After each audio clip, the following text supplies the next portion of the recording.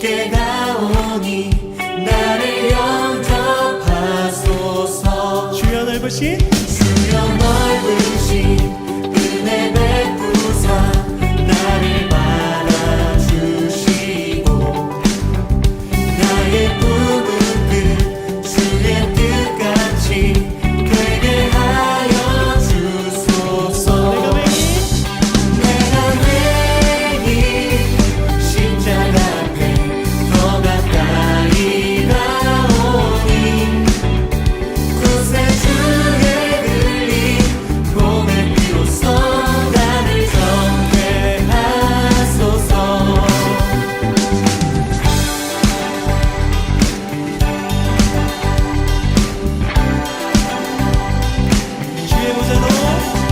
주의 보좌로 나아갈 때에 어찌 아니 기쁠까. 주의 얼굴을 항상 배우니 더욱 친근합니다. 우리 구주의 넓은 사랑을 측량할 자 없으며 주가 주시는 참된 기쁨도 헤아릴 수 없도다. 내가 매일 십자가 앞에 더 가까이 가오니 구세주의 흘린 봄의 비로소 나를 정죄하소서.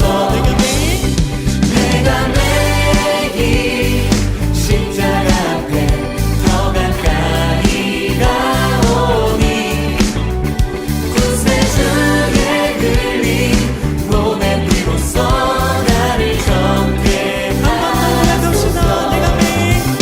내가 매일 십자가 앞에 더 가까이 가오니 구세주의 흘린 봄의 비로소 나를 정죄하소서.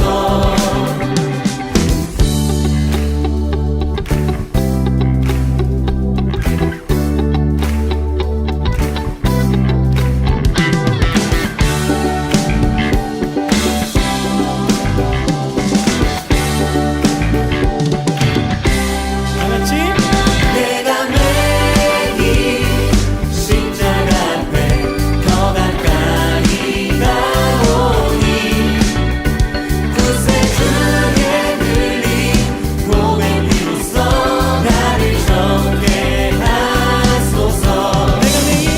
내가 매일 십자가 앞에 더 가까이 가오니 구세주의 흘린 봄의 비로소 나를 정죄하소서.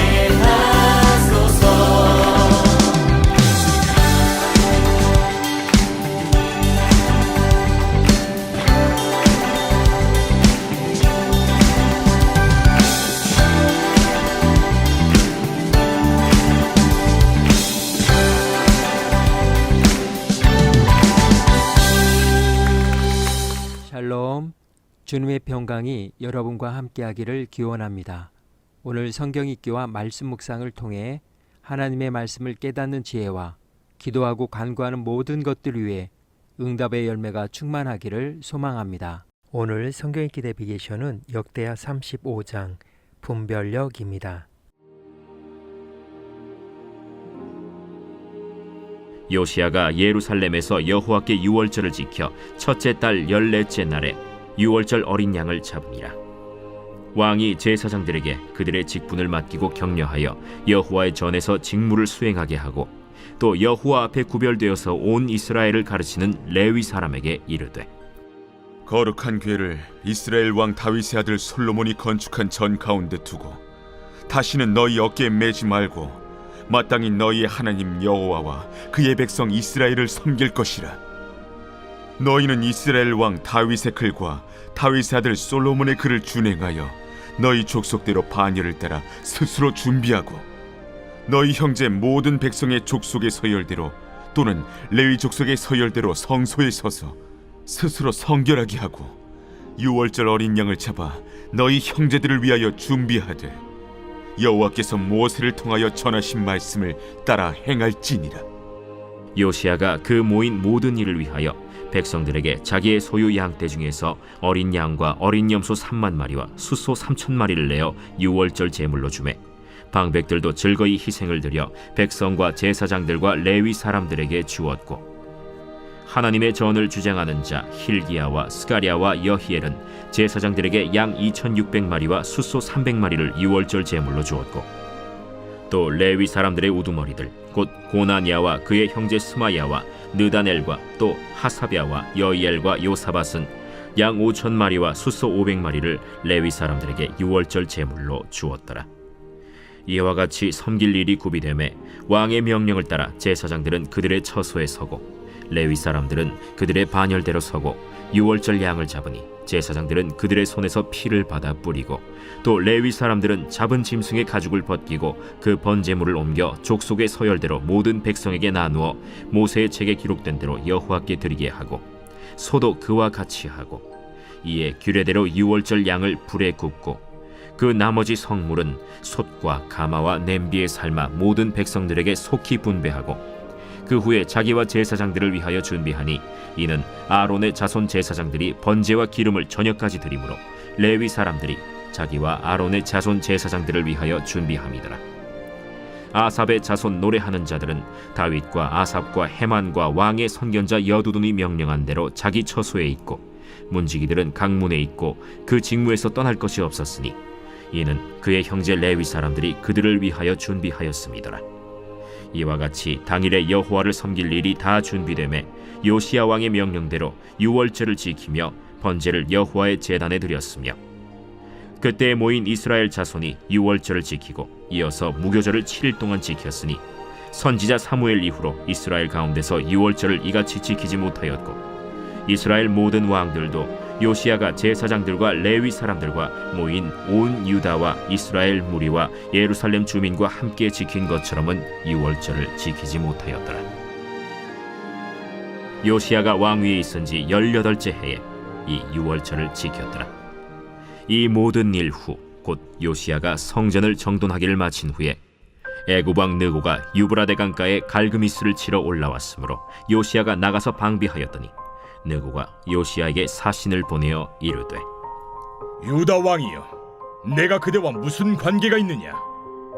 내가 오늘 그대를 치려는 것이 아니요 나와 더불어 싸우는 족속을 치려는 것이라. 하나님이 나에게 명령하사 속히 하라 하셨은즉 하나님이 나와 함께 계시니 그대는 하나님을 거스르지 말라. 그대를 멸하실까 하노라. 요시야가 몸을 돌이켜 떠나기를 싫어하고 오히려 변장하고 그와 싸우고자 하여 하나님의 입에서 나온 느고의 말을 듣지 아니하고 무기또 골짜기에 이르러 싸울 때 활 쏘는 자가 요시야 왕을 쏜지라.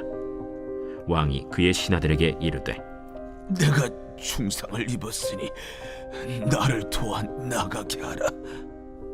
그 부하들이 그를 병거에서 내리게 하고 그의 버금 병거에 태워 예루살렘에 이른 후에 그가 죽으니 그의 조상들의 묘실에 장사되니라. 온 유다와 예루살렘 사람들이 요시야를 슬퍼하고 예레미야는 그를 위하여 애가를 지었으며 모든 노래하는 남자들과 여자들은 요시야를 슬피 노래하니 이스라엘의 규례가 되어 오늘까지 이르렀으며 그 가사는 애가 중에 기록되었더라. 요시야의 남은 사적과 여호와의 율법에 기록된 대로 행한 모든 선한 일과 그의 처음부터 끝까지의 행적은 이스라엘과 유다 열왕기에 기록되니라.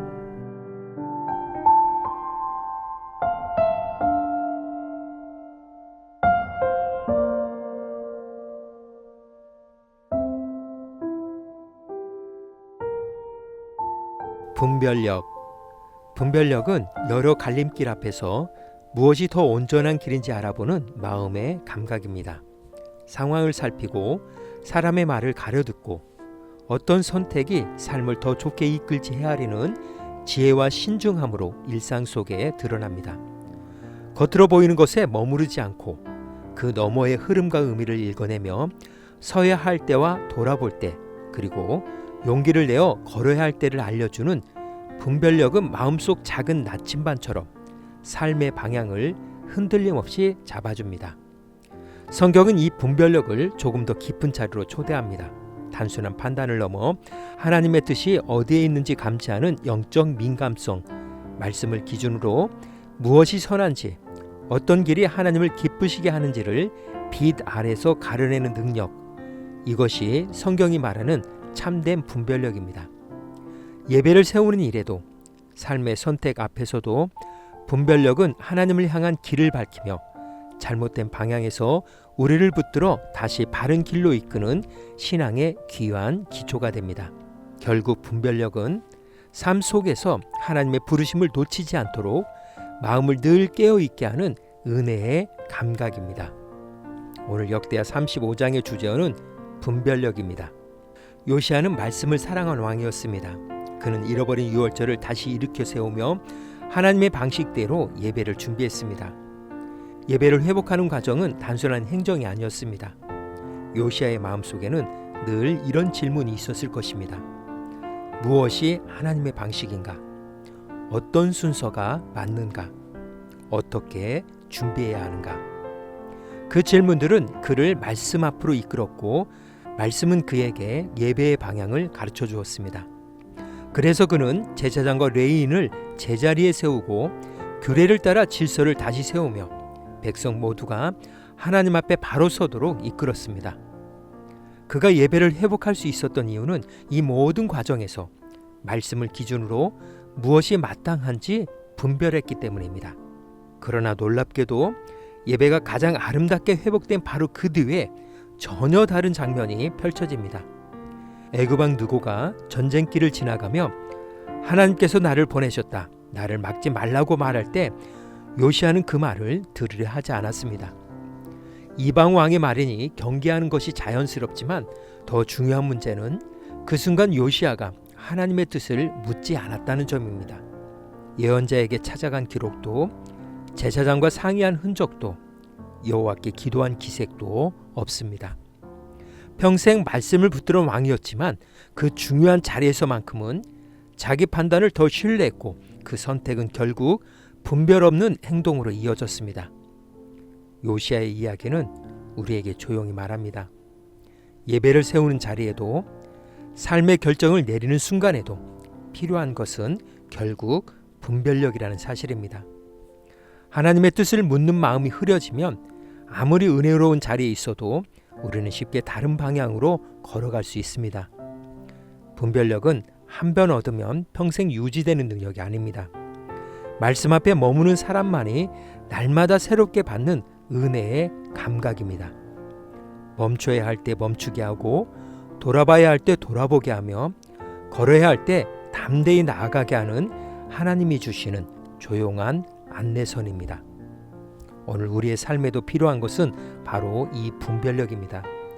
은혜의 순간에도 결정의 순간에도 하나님의 뜻이 흐르는 방향을 놓치지 않으려는 마음, 그 마음이 우리의 걸음을 지켜줄 것입니다. 오늘 하루 성경 구약 성경 읽기 내비에이션은 역대하 35장 분별력이었습니다. 이 시간 기도의 자리로 나아갑니다. 분별력은 하나님의 뜻을 먼저 묻는 마음에서 시작됩니다. 예배의 자리를 세울 때도, 삶의 결정을 내릴 때도 그 마음이 흐려지지 않도록 말씀의 빛을 구하며 기도의 자리로 나아갑니다.